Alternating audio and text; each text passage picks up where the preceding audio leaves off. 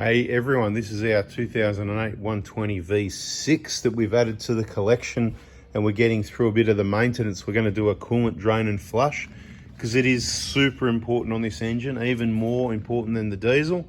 The diesel we don't see any issues, but this being an all alloy block, you can get corrosion in there that actually writes off the block as far as if you want to fix that coolant leak. So just beware, many coolant changes for this one.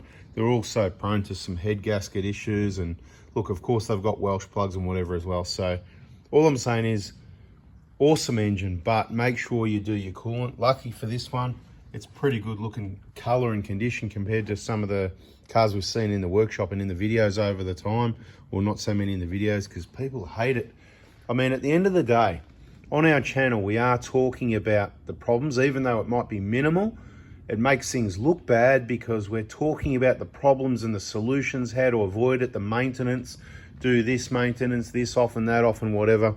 So there's going to be a lot more on this. So what we're doing now is the coolant. The cooling system looks pretty good.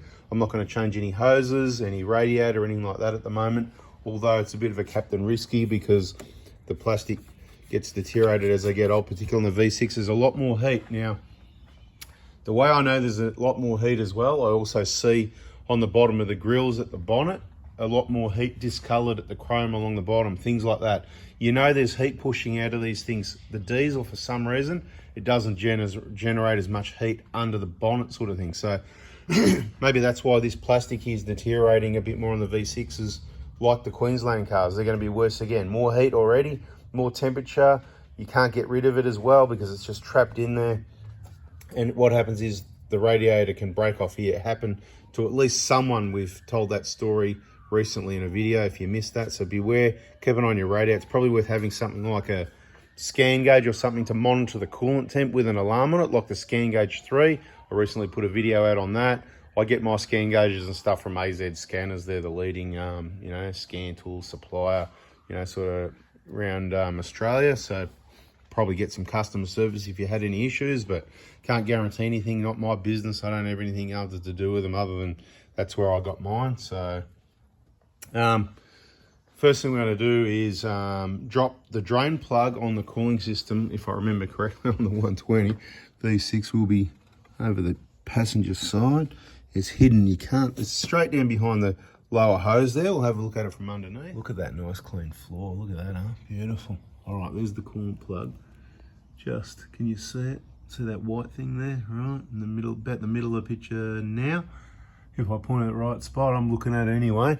Looking at it from the side at the wheel, you can just reach in there, you can see it there.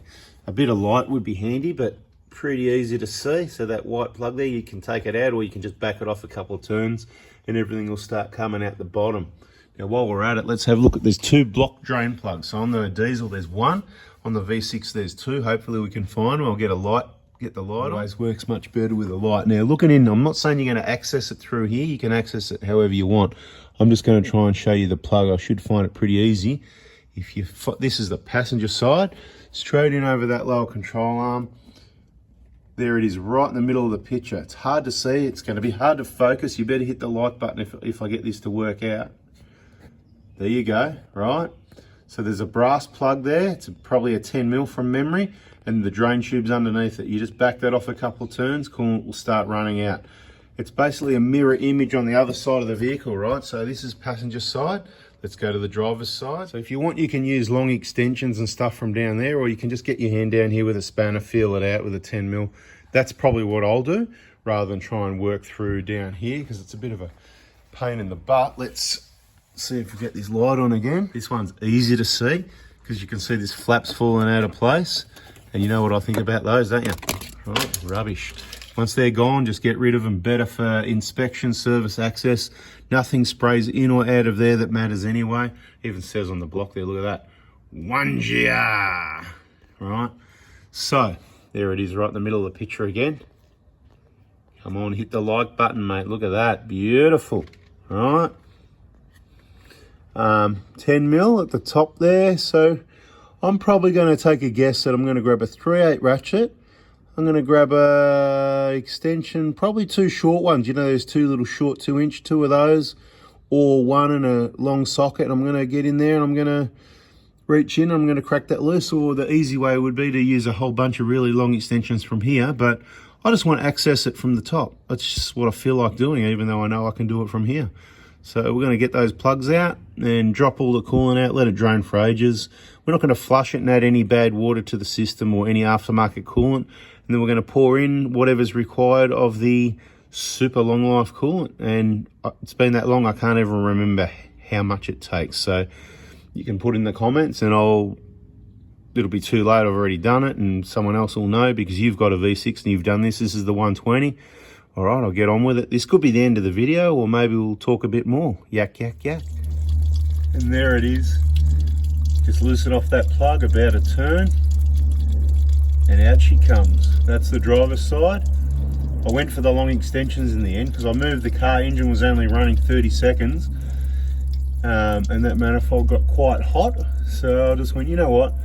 I'll do it the lazy way instead of from the top. And literally, I did the same thing over this side. So between straight through that gap where the camera's going to look, right there it is with a long extension, bit of a uni joint there, back it off a little bit, doesn't matter how long it takes, as long as it's finished draining, happy days. Then we just do it up. It's a tapered seat, so just nip it nicely. There's probably a torque spec, it's probably 8 Newton meters, it'll be 8 or 10 or something. You can look it up. Someone please put it in the comments.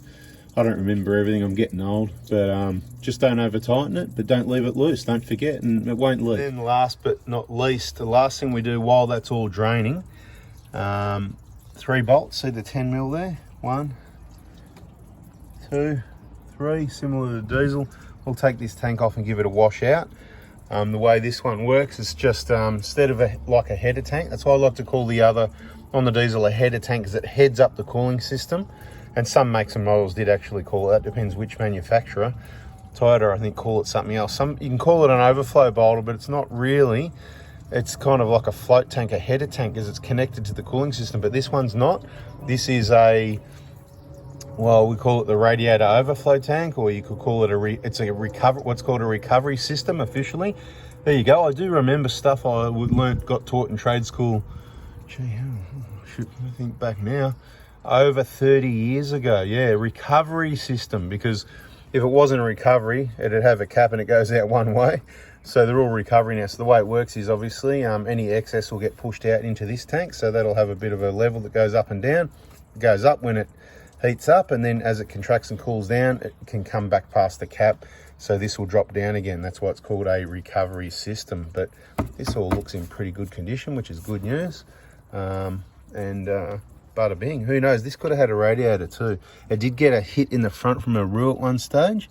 Everything looks pretty good. I think the alloy bar took the brunt of it, and then they took the bar off and just put a bumper bar on. So I don't think it got a radiator, but we'll keep working on it, and you never know what might pop up. So anyway, I'm going to remove that, give it a clean out. Okie dokie. So I've nipped up the block plugs both sides. I put the plug in the radiator. Always do those 3 things before you start pouring the gold in. This is what I use in all the Prados. The 1KZ, I still like the older one, but I think that's just me. That's a me problem. You're probably better off just using this, but I've poured in about, well, there was one bottle had 2.5 litres. It had a few open bottles, right? Because we're just busy, right? So I put in 2.5 and then just under 2. So let's say 4.2, 4.3 plus this. So that'd be 5.3, 6.3, 7.3 and a bit. So we've put in about 7.5 litres, very similar to what a 1KD would take, including filling up the header tank to the full line. That's where I'm putting it at the moment. And I'm not in a hurry to start the engine. I'm just going to let the coolant drop down and slowly air will bleed out and keep this topped up. And once that's no longer happening, I'll start the engine. We'll leave the cap off and let it warm up till the thermostat opens and get the rest of the air out of the system. Should work pretty smoothly. I haven't done a V6 for a while. A lot of vehicles, when you do a cooling system bleed, you get all sorts of weird air locks and spraying coolant out everywhere. It's a real disaster, to be quite honest. But generally with these Toyotas, I don't have a memory of having too much issues. So yeah, we don't really work on the V6. We did many years ago. It's just we don't see them. People are watching the videos, they're doing their own maintenance. I mean, why pay me to do it if you can watch the videos and do it? I've just put myself out of business, saved you some money. That's what I want to do. I've got to retire sooner or later. I'm here to help. I'll do what I've got to do to help. but there's hundreds of thousands of you or millions of you and growing, and of course only one of me. So we'll keep doing videos. You better subscribe, turn the bell on, and keep watching. Don't miss a video. There's important information in every single one of them. Might not be relevant to your exact vehicle, but it might be similar information that cumulative adds together with other info that gets you educated, so you learn what to avoid, or possibly just to help other people. So I think we'll wrap this one up. You can see it's slowly dropping down. I'll just slowly keep pouring in. I reckon it's going to take about 8 litres with those block plugs. Let us know in the comments if you've done a coolant change on yours and you didn't know about the block drain plugs, and then how much coolant it took, because I'm curious to know what the difference is. And is about 8 litres about what it's going to take? I know the book will say something different, like 10 or 11 or 12 or whatever. I'm not worried about that, because what the book says, you never get that out of any components, engines, transmissions, diffs. You will, pretty much. It'll be pretty accurate, but cooling systems, yeah, not usually either. So we'll wrap it up. Subscribe, turn the bell on, catch you on the next one. Thanks for watching. Hope you learned something. See ya.